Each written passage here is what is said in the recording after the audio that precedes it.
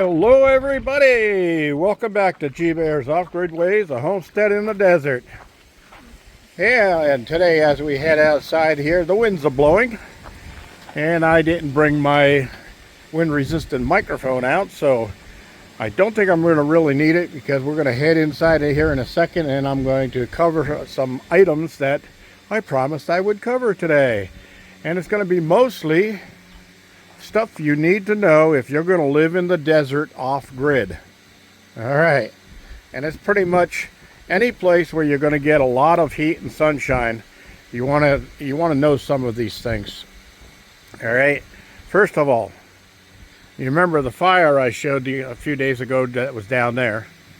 Well, apparently they were burning some trash and it got away from them and they ran over to grab the garden hose to put it out, and the garden hose fell apart on them.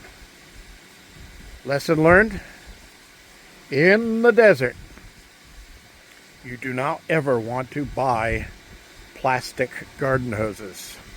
Yeah, they're cheap, but that's all you're going to get. Ooh, excuse me.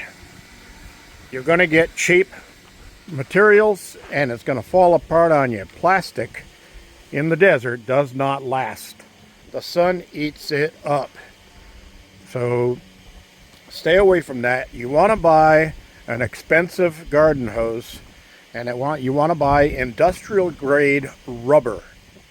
Okay, you want to make sure that it's rubber and not plastic. The plastic will not hold up. It falls apart. It gets solid as a rock. Let's see, a piece of plastic here, and this is the one that's reinforced, and this one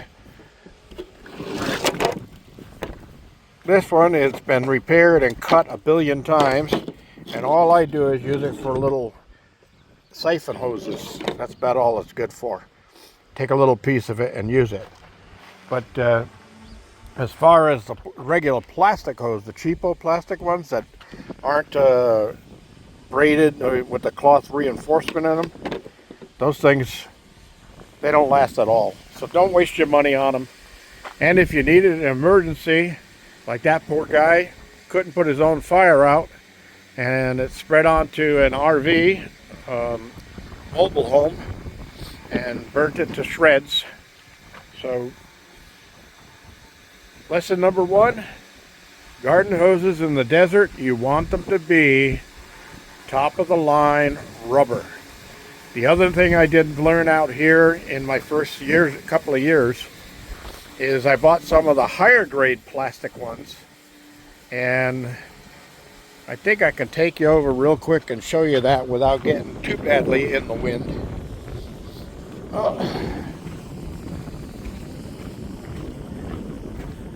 Hope that wind's not bothering you too much. You see this piece of hose that's laying on the ground over here? Now, this was one of the higher grade hoses, and you see all the little holes in it? See all those little holes? Yeah, the woodpeckers might come down and puncture holes right in the garden hose to see if there's water in there. So you don't want anything that's plastic. You want to stay with the high grade rubber hoses. They're the ones that last you, and they're the ones that'll be there when you need them. All right, with that being said, let's move on up over here because I got a few things I got to cover today for a few viewers. First of all, we're going to talk about power and things like that for off-grid. Okay, so I had a question today.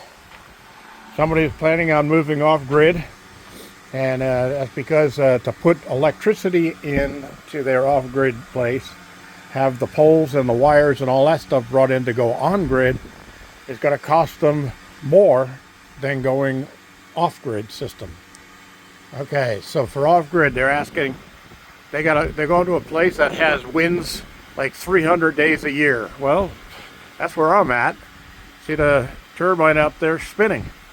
They wanted to ask if the turbines or wind power would be a better option than solar. Absolutely not. Absolutely not. Okay, why? Well, one thing that I learned the hard way about wind power. Okay, wind power has a lot to do with wind speed, how fast the winds are blowing, and how consistently they blow. Now, if they're wind gusts here and then stop, and then wind gusts there and stop, you're not generating constant power. And if your winds aren't meeting a certain speed, you're not producing very much power. So you cannot rely on the winds to blow 24/7 and give you constant power. Use wind power only as a supplemental power to back up your batteries on your solar after the sun sets, or on those rainy, cloudy days when you don't have any sun. You might have some wind on those days, so use that backup supplement for that. But bet on your main system being solar, because the sun's going to come up every day, whether it's behind the clouds or not. It'll be up every day, and if it isn't, then you don't have to worry about power. If the sun never comes up again, power is the last thing you're going to be worried about. Yeah, my barbecue cover's up here. My charcoal's ready because I'm going to be cooking out here tonight. All right, so we're having a cool down here, and let's get into the information on the solar. All right, so how much solar and how many batteries do you need for your system, for where you're going to be living? All right, now the minute I say you've got to use these formulas to figure things out, everybody goes, oh no, math, I'm no good at math, I'll never figure it out. Trust me, this is simple math. This has to do with addition, multiplication, and division. And none of the major algebra and calculus forms or anything like that. Forget all that stuff. This is easy calculations. All right? So, we know that when it comes to electricity, I'm gonna make this as simple can be. So stick with me, and trust me, you'll get this. It's really easy because most of it is written down for you. Okay, we got batteries here. Okay, so you're looking at the writing on the battery. How many volts are in this battery? Oh yeah, 12 volts. V is for volts. That's pretty cool. I got a 12 volt battery. Oh, how many amps are in this battery? Oh, look at this, 230 amps. Well, that H stands for hours, 230 amp hours. What's that amp hour mean? That means that you can run 230 amps off this battery for 1 hour. All right? At 12 volts, not at 120 volts. So you're going to be running about 23 amps at 120 volts. It's simple math. 12 to 120 is 10 times. 10 times 12 is 120. So you divide 230 by 10, you get 23. So you're going to have a little bit of variations in losses through your inverter and all of that, but we're not going to concern ourselves and confuse you with that stuff. We're just going to go with simple mathematics to figure out how much you're going to need for your system. What are you going to use to run your system? Okay, so remember, addition, I'm hooking my batteries in parallel. That's all the positives connected together. Positives are red in DC voltage. All the blacks are negatives. Those are all connected together on this side. So all the positives, all the negatives connected together. That's called parallel, because they're parallel to each other, all right? And series would be positive from the first battery to the negative of the second battery, positive of the second battery to the negative of the third battery, and so forth down the line. So the difference is you're going to use addition. All right? In parallel, no matter how many batteries you hook up in parallel, you're going to stay at the voltage the same. So there's 4 12-volt batteries hooked in parallel. It's still 12 volts. But you add up the amps on it. So each one of these is 230 amps. So that's 230, 230, 230, 230. That's 920. You add it together. Add 230 4 times and you'll get 920. So with this battery pack right here, I have 12 volts, 920 amp hours. So I can run 12 volts and 920 amps for 1 hour. Or I can run 120 volts at 92 amps for 1 hour. Okay? That's simple. Very, very simple. Easy to remember. Now, I experimented. I took a different battery. This is a 100 amp hour by 12 volt. Okay? So the 12 times 100 is actually only 1200 amps on that one. I mean 1200 watts. Because if you multiply volts times amps, you get watts.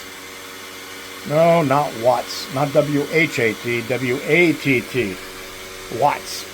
Okay, so you get watts by multiplying volts times amps. Multiplying. So 12 times 230, that's your watts. That's how many watts you can run on this system. But I'm going to throw a little twig into your bicycle spokes. It'll only make a little twang. It's not going to knock you off the bike. All right? When we're talking lithium batteries, which these are lithium. Okay? LiFePO 4 batteries have what they call a nominal voltage. So they may have printed 12 volt on the battery here. But the nominal voltage, if you look in the paperwork, is 12.8 volts. So if you want to know the watts of this one battery, you would have to multiply it 12.8 times 230, and that'll tell you how many watts you can run for 1 hour off of this battery. Alright? That's pretty easy, isn't it? Now, for your watts, what are you going to be running off grid? What are you going to be powering, not only in your cabin, but outside your cabin? Outdoor lights, floodlights, electrical outlets for a radio when you're outside barbecuing, things like that. Okay, you need to get all of the items. A light like this, an extra plug-in light. Everything that you are going to be powering with electricity, you need to get those all lined up. Then there's a thing you can buy called a kilowatt meter. Okay, and all a kilowatt meter is, I didn't bring mine out, but you've seen it before in some of my other videos. A kilowatt meter is this little box with a plug on one side of it and a screen, a digital screen on the other side with some buttons. And you plug that into the electrical outlet, like that one right there. We could plug it right into that electrical outlet. We could plug it into that electrical outlet. Alright? Now on the front side of it, there'll be another plug, like this. Another outlet. So that's where you're going to plug each item in one at a time. So you could start with a refrigerator, plug it in there, open up the door of the refrigerator, and then the 4 buttons on the front of it are going to be volts, amps, watts, and hertz. Don't concern yourself with hertz. Everything in the United States is 60 hertz. That's all you need to know. Everything in Europe is going to be 50 hertz. So you don't have to worry about that part of it. That's basic going to be where you're at. So everything you're buying in the United States to run off grid is going to be 60 hertz. So forget that, and we're going to worry about ourselves about watts on that kilowatt meter. And we already know that we're going to be running it at 120 volts. That's the basic outlets. A lot of people say 110. That's old school. Years and years and years ago, back in the old fuse box days, we were at 110 volts. Then we actually went to 115 volts. And then we actually went to 120 volts where we're at today. Okay. So we're going to be at 120 volts for your basic electrical outlets. And for those 240 volt items, all that is two 120 volt breakers connected in two separate wires going to an outlet. So you have 120 on one leg and 120 on the other leg, 240. But we're not going to worry about that. We're going to worry about all of the 120 volt stuff that you're going to be running on your cabin or off-grid cabin or your shop or your sewing room or whatever. You're going to plug each electrical item in independently into your kilowatt meter and press that watt button. Make sure you press the watts button. And then the readout on that is going to tell you how many watts that item is using.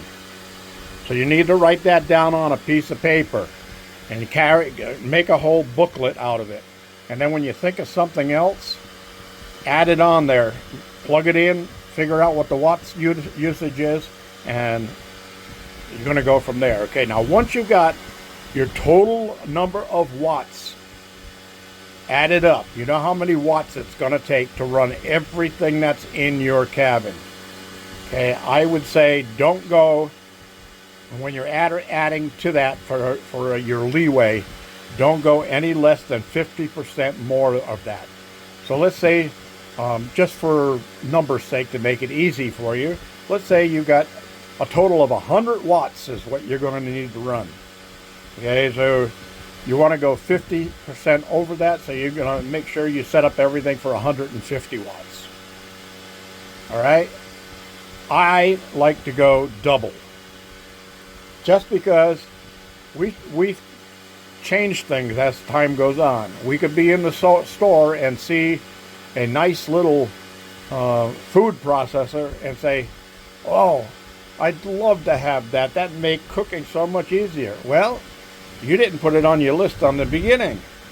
So now if you plug it in, you're going to be over your limit of how much you can run.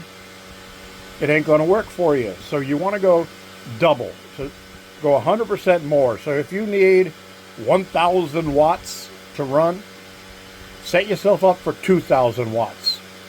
That's just total smartness when you're off grid, right? And you'll be fine at that point. Then down the line, if you go shopping every day and find all kinds of new electronics you want to plug in, you don't belong off grid. Okay, you got to make concessions off grid.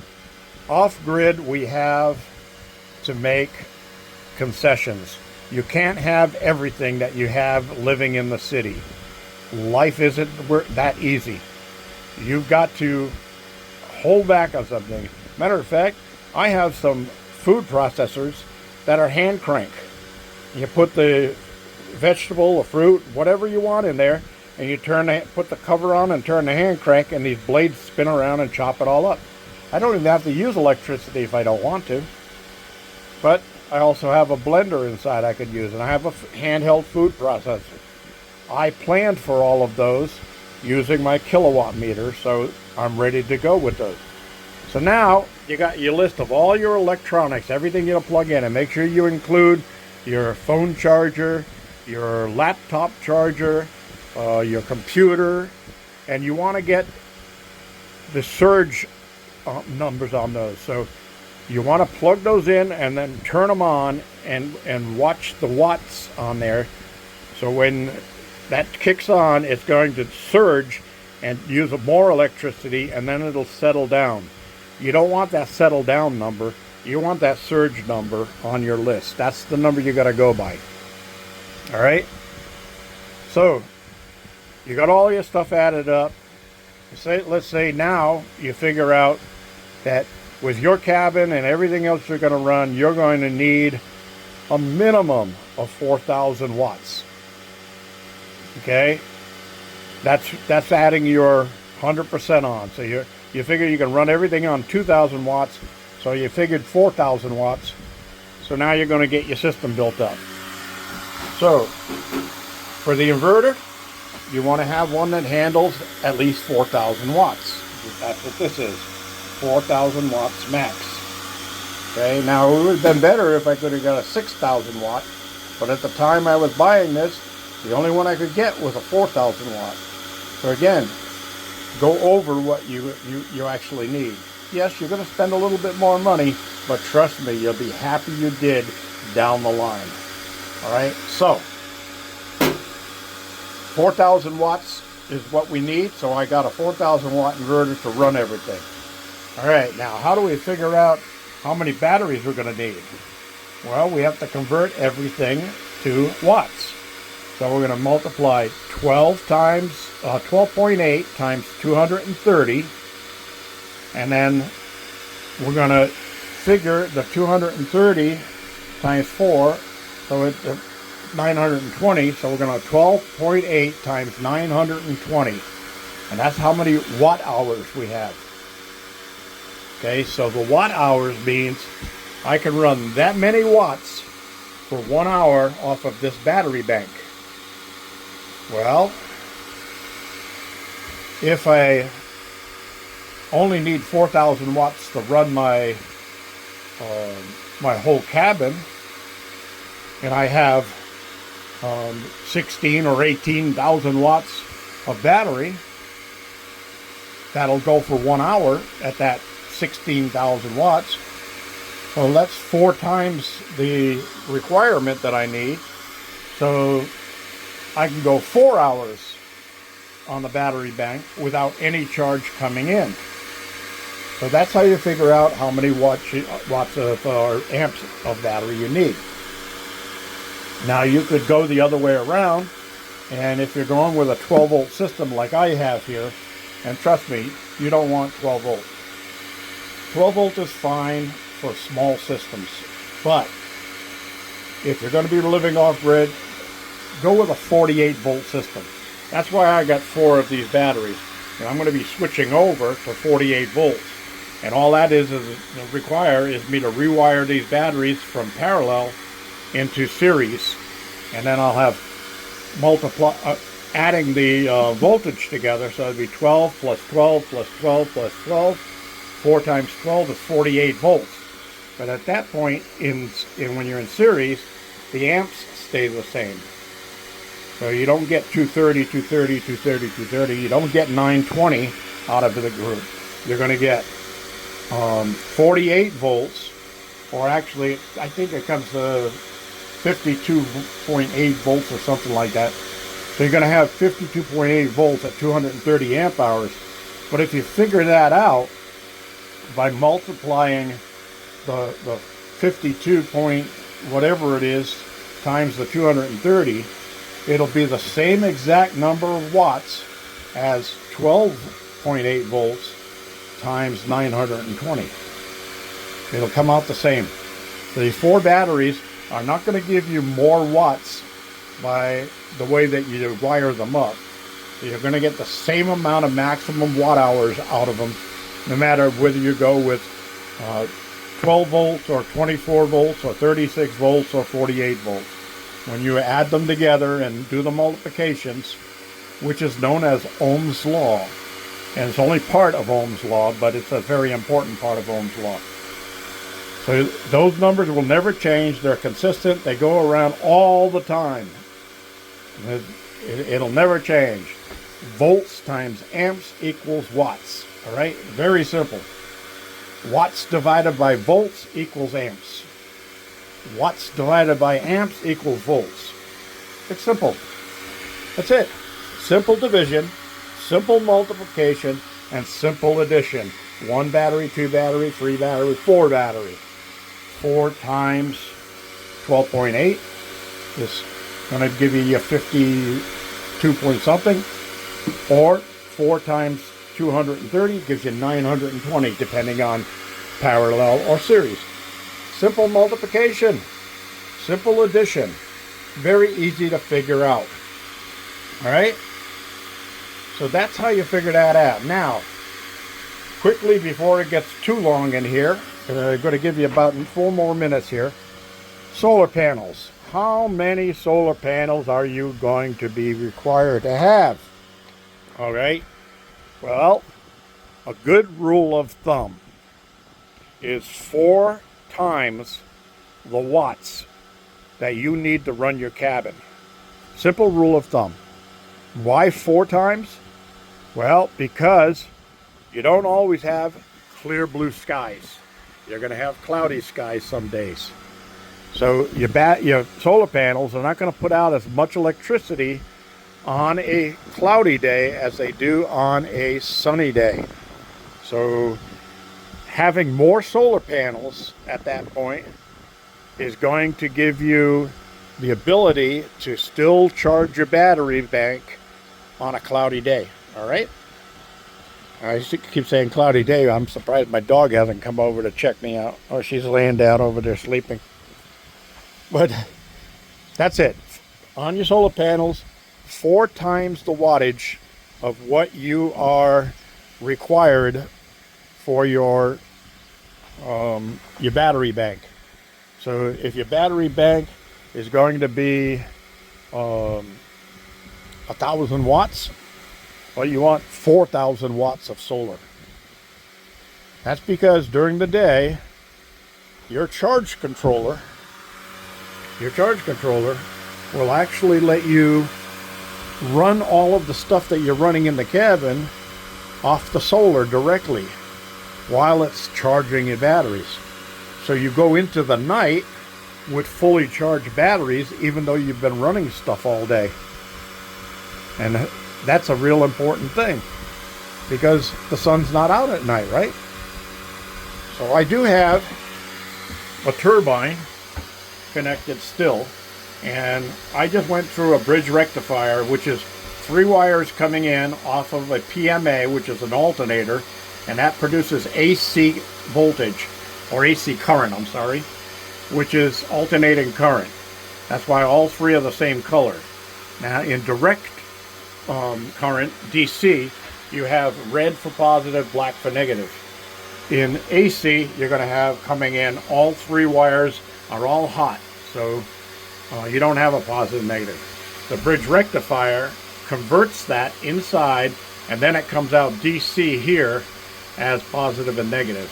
And they're marked right on the unit here, which one goes where. It says a little plus right there and a little minus right there. So positive, negative. All right? Now you want to have some type of a gauge on those to read what's going on. So I have the gauge sitting down here. So this tells me how many amps coming in, how many volts max coming in, all of that stuff. And a level item that you need to buy, and it goes in between the bridge rectifier and the load, whatever you're going to be charging. All right? Now, what's the difference between a PMA and a PMG on wind power? A PMA is a permanent magnet alternator. A PMG is a permanent magnet generator. Okay, a generator will have 2 wires coming down from the top, one red, one black. And then those usually require heavier copper gauge wires. And the further out you go, the heavier the wire is going to get.